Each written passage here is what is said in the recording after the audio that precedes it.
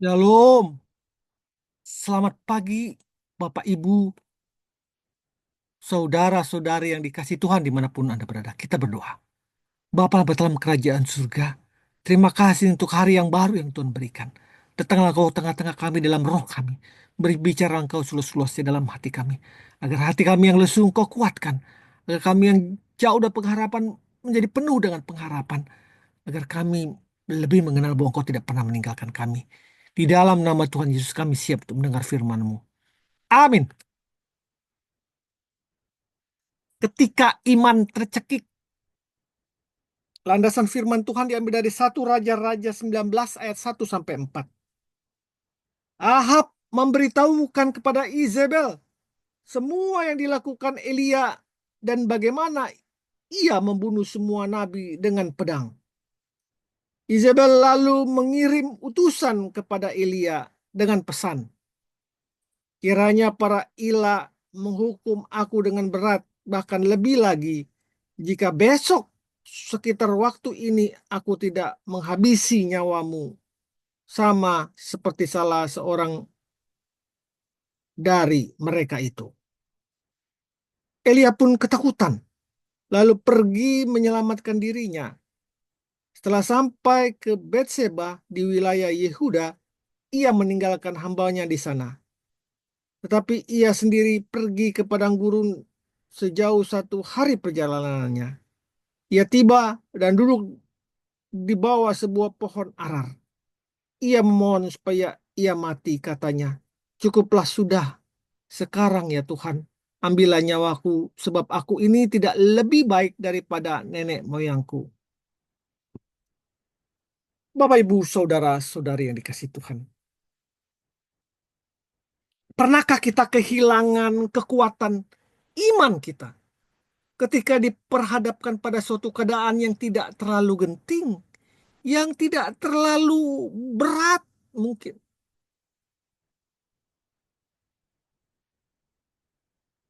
Banyak kali kita menghadapi situasi sulit yang sangat menantang iman dan kita mampu melewatinya dengan iman yang terfokus pada Tuhan.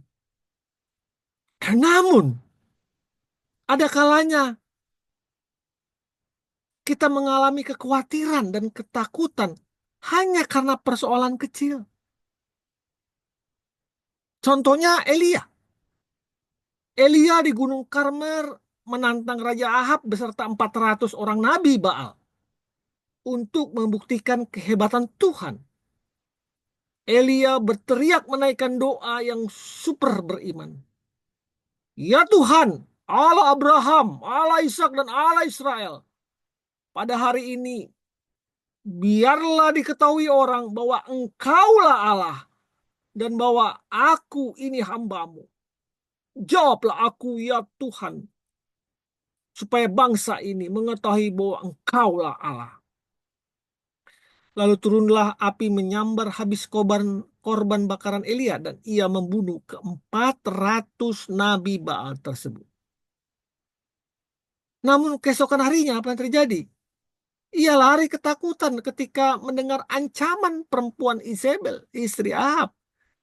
Dan berkata, cukuplah ya sekarang ya Tuhan, ambillah nyawaku. Bapak ibu saudara-saudara ini kasih Tuhan.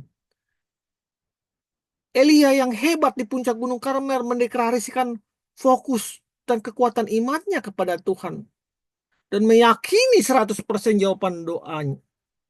Namun imannya seketika menjadi nol. Hanya karena ancaman seorang perempuan Isabel. Ia menjadi putus asa dan ingin mati rasanya, katanya.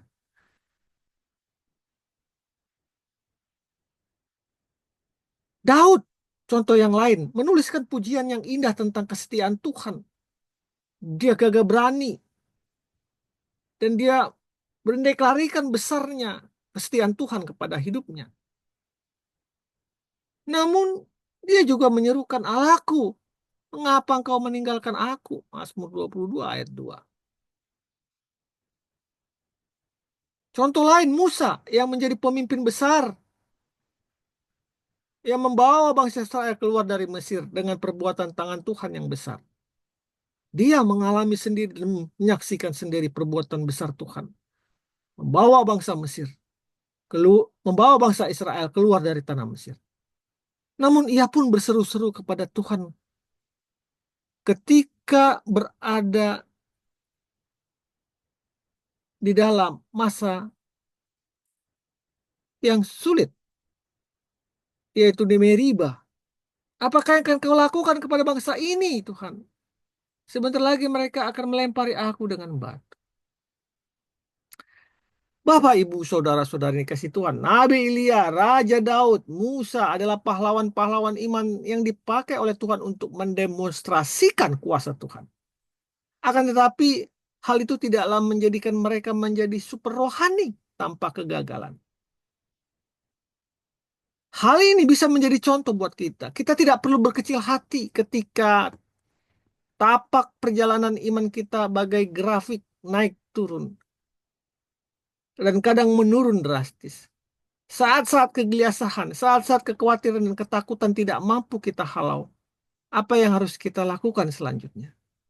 Nyatakan kepada Tuhan segala kelemahan iman kita dan tetaplah berdiri di gunung Tuhan, berjalan di jalan Tuhan. Dengan kata lain, iman kita tidak boleh linglung, tidak boleh limbung, namun juga tidak boleh mati. Demikianlah Tuhan berkata setelah Elia menyampaikan ketakutannya. Tuhan berkata, bangunlah, makanlah. Sebab kalau tidak, perjalananmu nanti terlalu jauh bagimu. Bapak Ibu, kita tidak berdiam diri ketika kondisi iman kita tercekik.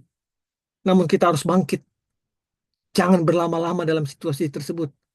Raihlah kekuatan Tuhan untuk menjalani hari-hari yang penuh tantangan ke depan dan menyadari bahwa Ia Tuhan selalu setia di dalam kehidupan kita. Mari kita berdoa. Bapak, aku mohon kekuatan untuk bisa bangkit ketika imanku lemah, ketika imanku runtuh. Ingatlah aku akan kesetiaan-Mu, sehingga aku sanggup menapaki jalan kehidupanku sampai akhir. Dalam nama Tuhan Yesus aku berdoa. Amin. Yang menjadikan iman kita runtuh adalah karena kita fokus kepada masalah, bukan fokus kepada Tuhan. Selamat pagi, selamat berkarya. Tuhan Yesus memberkati kita. Amin. Amin. Amin. Amin.